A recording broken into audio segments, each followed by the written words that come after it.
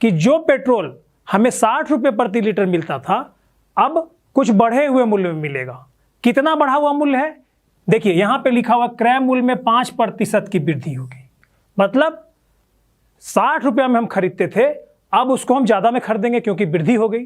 कितना वृद्धि हुआ? 5%। तो बोलता है नया मूल्य क्या है? तो यही पता करना है कि जो चीज़ हमको 60 रुपये में मिल रही थी वो चीज़ अब हमें कितना मिलेगा। यानी जिस पेट्रोल का कीमत 1 लीटर का 60 रुपये था, वही 1 लीटर पेट्रोल कीमत में वृद्धि के बाद हमें कितने में मिलेगा, यानी नया मूल्य क्या है। तो हम इसे कैसे हल करेंगे? बहुत आसान है। आपने पहले भी ऐसे प्रश्नों को सॉल्व किया है, फिर भी एक बार पुनः हम इसको देख लेते हैं। देखिए वृद्धि निकालेंगे पहले हम, पर पहले क्या निकालेंगे? वृद्धि, मूल्य में वृद्धि या क्रय मूल्य में वृद्धि निकाल लें। मूल्य में वृद्धि क्या हुआ? कितना है? पहले क्या था? 60 रुपया, और वृद्धि कितना हुआ? 5%। प्रश्न के अनुसार मूल्य में वृद्धि कितनी हुई? 60 रुपया का 5%। हम इसे निकालते हैं। 60 रुपया का 5% कितना हो रहा है? तो 60 का मतलब गुना 5/100। अब देखिए यहाँ पे 5 को हम काटेंगे, 5 से काटेंगे 100 को, कितना होगा? 20, और 20 से 60 को काटेंगे, 20 दिया 60, यानी ये क्या निकल गया? 3। यानी मूल्य में वृद्धि कितना हुआ? ₹3। मूल्य में वृद्धि कितना हुआ? मूल्य में वृद्धि ₹3। तो पहले हमें 60 रुपये में मिल रहा था 1 लीटर पेट्रोल, अब हमें कितना मिलेगा? तो जो वृद्धि हुआ उसको हम पहले के मूल्य में जोड़ देंगे। तो अब नया मूल्य निकालना है, तो नया मूल्य क्या हो जाएगा?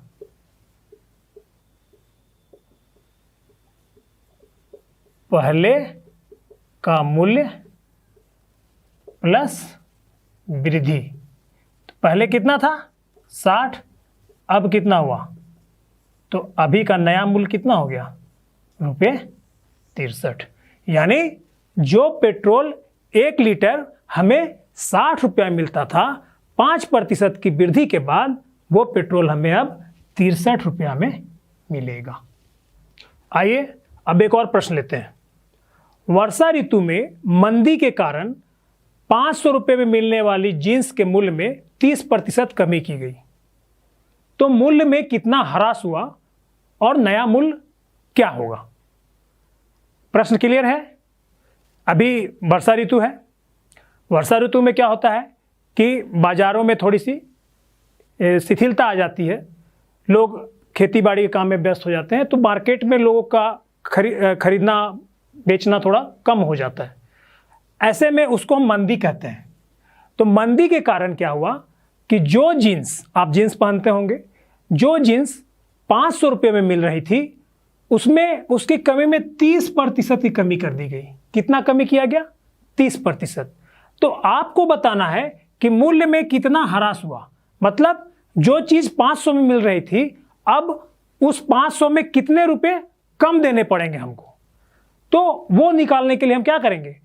500 का 30% निकालेंगे पहले हम। तो इसको हम हल कैसे करेंगे? मूल्य में कमी कितना होगा?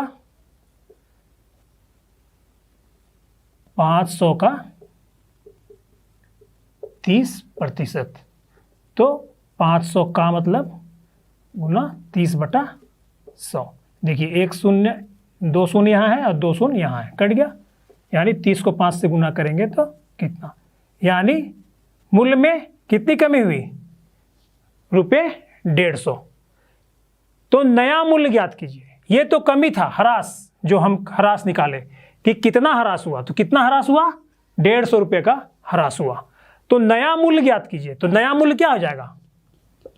नया मूल्य क्या होगा? पहले कितना मिल रहा था? ₹500 में, और इसमें से हम ₹150 घटा देंगे तो कितना होगा? ₹350। यानी नया मूल्य क्या है? जो जींस 500 रुपये में पहले मिल रही थी, अब उसका नया मूल्य हो गया ₹350। यानी 350 रुपये में अब वही जीन्स आपको मिल जाएगी। क्लियर है? आइए अब बट्टा को समझते हैं। बट्टा, डिस्काउंट बोलते हैं इंग्लिश में। यह शब्द आपने सुना होगा, आप अपने पेरेंट्स के साथ बाजार जाते होंगे, कभी कभी आपको ये चीज़ें दिखाई देती होंगी कि किसी वस्तु पे लिखा हुआ है या किसी पोस्टर में लिखा हुआ है कि 25% की छूट, 20% की छूट। तो ये छूट क्या है? यही छूट बट्टा कहलाता है। बट्टा मतलब आप हमसे सामान खरीदेंगे तो सामान की जो कीमत है उसको हम 25% कम में ही आपको हम दे देंगे। मतलब ये कम क्या होता है? कम ये होता है कि मान लीजिए अगर आप बाजार गए हुए हैं, आपको कोई खिलौना खरीदना है, खिलौने की कीमत है 100 रुपया और वहाँ पे खिलौने पे एक टैग लगा हुआ है कि 25% छूट या 25% डिस्काउंट। तो what does it mean? It means कि जो चीज़ 100 रुपये की है उसमें हम 25 रुपये का छूट आपको देंगे। 25% मतलब क्या? 100 में 25। तो चूंकि खिलौने की कीमत 100 रुपये है तो उसमें आपको छूट मिलने वाली राशि क्या होगी? 25% है, यानी 25 रुपये आपको छोड़ दिया जाएगा। यानी 100 रुपये का खिलौना आपको 75 रुपये में ही मिल जाएगा, यानी 25 रुपया कम हो गई उस खिलौने की कीमत। तो ये 25 रुपया जो हुआ यही बट्टा कहलाएगा और जब इसको हम प्रतिशत में व्यक्त करेंगे तो ये बट्टा 25% के रूप में पढ़ा जाएगा या समझा जाएगा। ठीक है, तो आइए कुछ प्रश्नों के माध्यम से बट्टा की कॉन्सेप्ट को हम और सुदृढ़ करते हैं। चलिए कुछ प्रश्न देखते हैं। आइए अब बट्टा से संबंधित एक स्टेटमेंट को समझते हैं। स्टेटमेंट है कि एक सलवार सूट की कीमत ₹440 है, यानी उस सलवार सूट पे जो टैग लगा हुआ है वो 440 रुपये का टैग लगा हुआ है और अगर आप उसे खरीदने जाते हैं तो वो आपके लिए 20% की छूट पर उपलब्ध है। यानी कि अगर आप उस सलवार सूट को खरीदना है आपको तो आपको 440 रुपये का भुगतान करना नहीं होगा, बल्कि उसमें से 20% की राशि आपको छूट के तौर पे दी जाएगी और इस छूट की राशि को 440 में घटा देंगे तो जो राशि प्राप्त होगी उसी राशि का भुगतान आपको सलवार सूट प्राप्त करने के लिए करना होगा। आइए इसको गणितीय रूप में देखते हैं कि कैसे इसको हम हल करेंगे। अगर मान लीजिए हमें निकालना है कि सलवार सूट खरीदने के लिए हमें कितनी वास्तविक राशि का भुगतान करना होगा, तो वो राशि कैसे निकलेगी। तो चलिए देखते हैं। सबसे पहले हम क्या निकालेंगे, ये जो 20% की छूट है यानी बट्टे की जो राशि है वो क्या होगी। 440 रुपया उसका अंकित मूल्य है, माने उस 440 रुपया उसमें टैग लगा हुआ है और उसमें हमको 20% की छूट मिलने वाली है, यानी 20% की छूट मिलने वाली है। तो इसे हल करेंगे तो 440 ये का क्या गुना हो जाएगा, 20% मतलब 20/100। 20 से काट देंगे हम 100 को, 20 पचे 100 और 5 से काटेंगे तो 5 अठे 40 और 5 अठे 40, यानी ₹88। ये जो ₹88 है यही 20% की छूट को दर्शाता है। यानी अगर हमको सलवार सूट खरीदना है तो हमें 440 रुपया ना देकर उसमें से 88 रुपया घटा देंगे और जो घट के आएगा वही राशि हमको भुगतान करना होगा। यानी वास्तविक भुगतान हमको कितना करना होगा, दाम उसका कितना अंकित था 440 रुपये और छूट कितना मिल रहा है हमको 88 रुपये। तो हम इसे माइनस करेंगे तो कितना होगा, 10 में 8, 2, 13 में 8, 5, 352 रुपये। यानी 440 रुपया का सलवार सूट मुझे कितना मिल रहा है, 352 रुपये में। 88 रुपये हमें बट्टे के रूप में प्राप्त हुआ, छूट के रूप में प्राप्त हुआ। इस 88 रुपये को हमने 440 से घटा दिया तो वास्तविक भुगतान की गई राशि क्या हुई, 440 घटाव 88 बराबर 352 रुपये। क्लियर है। आइए बट्टे से जुड़ा एक प्रश्न हल करते हैं। प्रश्न है, एक प्रेशर कुकर का अंकित मूल्य ₹450 है। अंकित मूल्य मतलब जो वस्तु में टैग लगा हुआ होता है कि इसका ये मूल्य है, 450 रुपये है और यह ₹360 में उपलब्ध है। इसका मूल्य अंकित जरूर 450 रुपये है, लेकिन अगर आप इसे खरीदना चाहते हैं तो ये आपको रुपये 360 में ही उपलब्ध हो जाएगी, यानी इसके लिए आपको 360 रुपये का ही भुगतान करना होगा। तो आपको दो चीज़ें ज्ञात करनी है, पहला बट्टे की राशि और दूसरा बट्टे की दर। तो बट्टे की राशि मतलब क्या समझे आप? बट्टे की राशि ये हुई कि आपको कितने रुपए का छूट मिल रहा है, कितने रुपए का बट्टा मिल रहा है। चूंकि 450 रुपये अंकित मूल्य है और आपको मिल कितने में रहा है, 360 रुपये, आप 360 रुपये का भुगतान कर रहे हैं।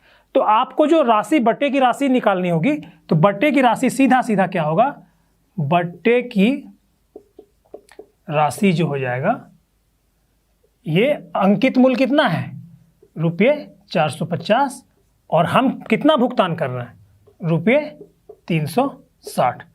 तो हमें छूट कितना मिल रहा है, 90 रुपये का। घटाइएगा तो 90 रुपये आएगा, यानी बट्टे की राशि क्या हुई, 90 रुपया।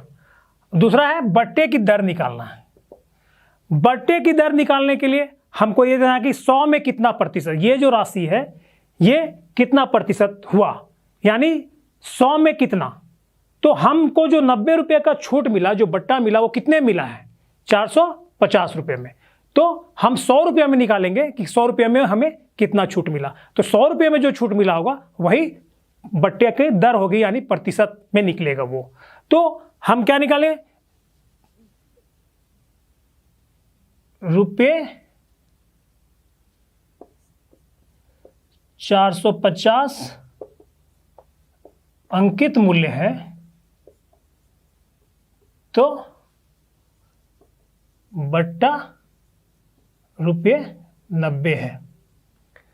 चूंकि यहाँ चूंकि का चिन्ह देंगे, फिर इसलिए इसे हम एक एक नियम से निकाल रहे हैं। रुपये 1 अंकित मूल्य है, तो बट्टा कितना होगा, रुपये 90 बटा रुपये 450। तो प्रतिशत निकालना है बट्टे की दर, तो हम कितना में निकालेंगे, 100 में। जब 100 अंकित मूल्य है तो बट्टा कितना हो जाएगा, 90 गुना 100 बटा 450। देखिए आप यहाँ पे 1 शून्य यहाँ कट गया, 45 दूना 90, तो कितना हुआ, 10 दूना 20, और चूंकि प्रतिशत में निकाल रहे हैं तो ये कितना हो जाएगा, 20%, यानी बट्टे की दर जो है वो 20% है। मतलब 450 रुपया अंकित मूल्य में 20% की राशि जो बट्टे के रूप में हमें उपलब्ध है। ठीक है, तो हम निकाल लिए कि बट्टे की राशि क्या है और बट्टे की दर क्या है, हमें यही निकालना था। ठीक है, हमने अभी बट्टे का प्रश्न हल किया, उसको हमने एक एक नियम से हल किया था। अगर हम सीधे सीधे प्रतिशत बट्टा निकालना चाहें तो हम सीधे सीधे बट्टा को 100 से गुना करके अंकित मूल्य से भाग देंगे, तो हमें प्रतिशत बट्टा मिल जाएगा। इस फॉर्मूले का यूज आसानी से हमको एक एक नियम से हल ना करें तो आसानी से हम बट्टा का प्रतिशत निकाल सकते हैं। अब देखिए ये जो फॉर्मूला है, इसी फॉर्मूला को ध्यान में रखते हुए हम आगे क्या देखने वाले हैं, आगे देखने वाले हैं क्रय मूल्य क्या है, विक्रय मूल्य क्या है, लाभ प्रतिशत क्या है, हानि प्रतिशत क्या है। ये क्रय मूल्य क्या है, विक्रय मूल्य क्या है, आपने पहले भी जाना है। क्रय मूल्य क्या है बताइए, क्या है? क्रय मतलब खरीदना। क्रय मूल्य उसको कहते हैं कि कोई वस्तु जिस कीमत पर खरीदी गई है। उसी तरह विक्रय मतलब बेचना। विक्रय मूल्य उसे कहते हैं जिस पर कोई वस्तु बेची जाती है। तो क्रय मूल्य यानी खरीदी जाने वाली राशि और विक्रय मूल्य मतलब बेची जाने वाली राशि। जिस राशि पे हम कोई वस्तु को खरीदते हैं वो क्रय मूल्य कहलाता है, और जिस राशि पर हम किसी वस्तु को बेचते हैं वो उस वस्तु का विक्रय मूल्य कहलाता है। अब यहाँ पे हमको देखना है कि हम कोई वस्तु को खरीदते हैं फिर उसको बेचते हैं तो हमें उससे क्या लाभ होता है या क्या हानि होता है। तो लाभ और हानि कैसे निकालेंगे? लाभ और हानि निकालने के लिए हमको दोनों स्थिति में विक्रय मूल्य भी ज्ञात होना चाहिए और क्रय मूल्य भी ज्ञात होना चाहिए। बिना क्रय मूल्य और विक्रय मूल्य के हम लाभ या हानि नहीं निकाल सकते हैं। इसलिए दोनों चीज़ें अगर हमें मालूम हो तो हम लाभ या हानि निकाल सकते हैं। तो लाभ और हानि तक निकालना ही सीमित नहीं है, हमें उसके बाद लाभ प्रतिशत और हानि प्रतिशत भी ज्ञात करना है। तो हम आइए आगे देखते हैं कि कैसे हम इन सभी चीज़ों को गणितीय रूप से समझकर आगे अपने व्यवहारिक जीवन में इन कॉन्सेप्ट्स को, इन अवधारणाओं को कैसे प्रयोग में लाते हैं और दैनिक जीवन में इसका उपयोग कितनी अच्छी तरह हम कर पाते हैं। आइए क्रय मूल्य, विक्रय मूल्य, लाभ, हानि, लाभ प्रतिशत, हानि प्रतिशत, इन सब चीज़ों को समझने के लिए हम एक प्रश्न लेते हैं और उसको हल करते हैं। तो अगर इस प्रश्न को हम अच्छी तरह से हल कर लेंगे तो हमारा कॉन्सेप्ट बहुत हद तक क्लियर हो जाएगा। आइए प्रश्न के माध्यम से समझते हैं। सालनी एक पुरानी मोबाइल रुपये 1800 में खरीदी, 1800 रुपये में एक पुरानी मोबाइल खरीदी। उसने रुपये 600 उसकी मरम्मत पर खर्च की। मतलब चूंकि मोबाइल पुरानी थी तो उसे अप टू डेट करने के लिए उसने उस पर 600 रुपये और खर्च किए, जिसको हम लोग मरम्मत पे खर्च बोल रहे हैं। और खर्च करने के बाद उस मोबाइल को फिर उसने रुपये 3000 में बेच दी। क्लियर है? 1800 रुपये में पुरानी मोबाइल खरीदी, उसके मरम्मत पे 600 रुपया खर्च की और उसके बाद उस मोबाइल को उसने 3000 रुपये में बेच दी। अब आपका प्रश्न यहां पे है कि आपको क्या निकालना है, लाभ अथवा हानि। तो यह प्रक्रिया में सालनी को लाभ हुआ अथवा हानि हुई, यह ज्ञात करना है और साथ में प्रतिशत निकालना है उसका। तो प्रतिशत निकालने से पहले हम लाभ या हानि ज्ञात करेंगे कि कितने रुपए का लाभ हुआ या कितने रुपए की हानि हुई। जब हमें यह पता चल जाए कि इतने रुपए का लाभ हुआ या इतने रुपए की हानि हुई, तब हम उसका प्रतिशत निकालेंगे। तो सबसे पहले हम क्या निकालेंगे?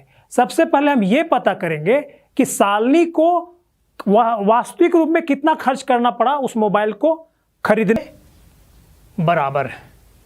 तो प्रतिशत लाभ अथवा प्रतिशत हानि ज्ञात कीजिए।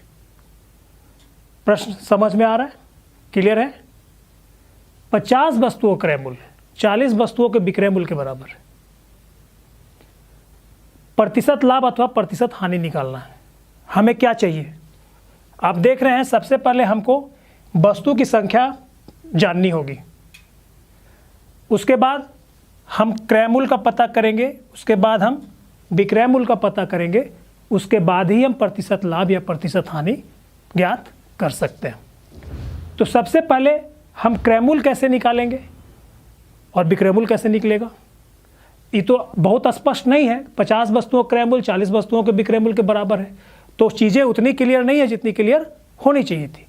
तो हम इसको कैसे हल करेंगे? सबसे पहला काम करेंगे कि हम 50 और 40 का लसा निकाल लेंगे ताकि एक कांस्टेंट वस्तु की संख्या हमको पता चल सके। तो आप लसा लसा मतलब लघुत्तम समापवर्त्य। तो लसा कैसे निकालते हैं हम लोग? लसा निकालना आपने सीखा ही है। 50 और 40, चलिए एक बार करके देखते हैं। 2 से भाग देंगे 50 को तो ये हो जाएगा 25, ये हो जाएगा 20। फिर 2 से भाग देंगे तो 25 में नहीं जाएगा, 2 दहिए 20। फिर 2 से भाग देंगे 25 में नहीं जाएगा, 2 पच्चे 10। अब 2 से नहीं जाएगा, 3 से नहीं जाएगा, 4 से नहीं जाएगा, 5 से जाएगा, 5 पच्चे 25, 5 का 5। तो लसा कितना हो गया? 5 पच्चे 25 दूना 50 दूना 100 दूना 200, यानी लसा कितना हो गया? 200। अब इस लसा से हमको क्या पता चल रहा है? अब हम यहाँ पे एक काम करते हैं। माना कि 50 वस्तुओं का क्रय मूल्य बराबर 100 रुपये। तो एक वस्तु का क्रय मूल्य क्या होगा?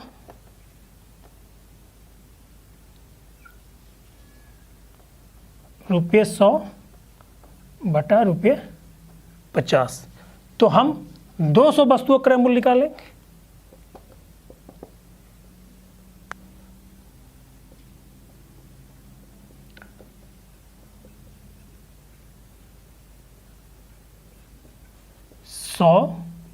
बटा 50 गुना 200। आप देखिए यहाँ पे 50 दूना 100, 200 दूना 400। हमने 200 वस्तुओं का क्रय मूल्य निकाला 400 रुपये। अब देखिए 200 वस्तुओं का क्रय मूल्य हमने निकाला, कितना आया 400 रुपये। अब हम देखते हैं कि विक्रय मूल्य कैसे निकलेगा। तो हम प्रश्न से दिया हुआ प्रश्नानुसार क्या है, 50 वस्तुओं का क्रय मूल्य 40 वस्तुओं के विक्रय मूल्य के बराबर है। यानी 40 वस्तुओं का विक्रय मूल्य 50 वस्तुओं के क्रय मूल्य के बराबर है। हमने पिछले भाग में देखा कि 50 वस्तुओं का क्रय मूल्य हमने कितना माना था, 100 रुपया। यानी 40 वस्तुओं का विक्रय मूल्य क्या हो जाएगा, 100 रुपया। तो चूंकि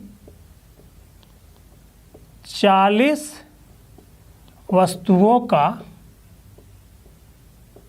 विक्रय मूल्य बराबर कितना है, 100 रुपया, इसलिए एक वस्तु का विक्रय मूल्य कितना हो जाएगा, कम होगा या अधिक, कम होगा। तो रुपये 100 बटा रुपये 40। तो हम कितना वस्तु का निकालेंगे, 200 वस्तु का हम लोग निकाले थे क्रय मूल्य, तो हम 200 वस्तु का विक्रय मूल्य भी निकालेंगे। तो 200 वस्तुओं का विक्रय मूल्य हो जाएगा रुपये 100 बटा रुपये 40 गुना रुपये 200। इसको हल करेंगे तो 100 गुना 200 बटा 40। देखिए 40 से काट देंगे 200 को तो 100 पचे 500, रुपये 500। देखिए हमने 200 वस्तुओं का क्रय मूल्य निकाला था रुपये 400 और 200 वस्तुओं का विक्रय मूल्य निकाला रुपये 500। अब बताइए लाभ हुआ कि हानि।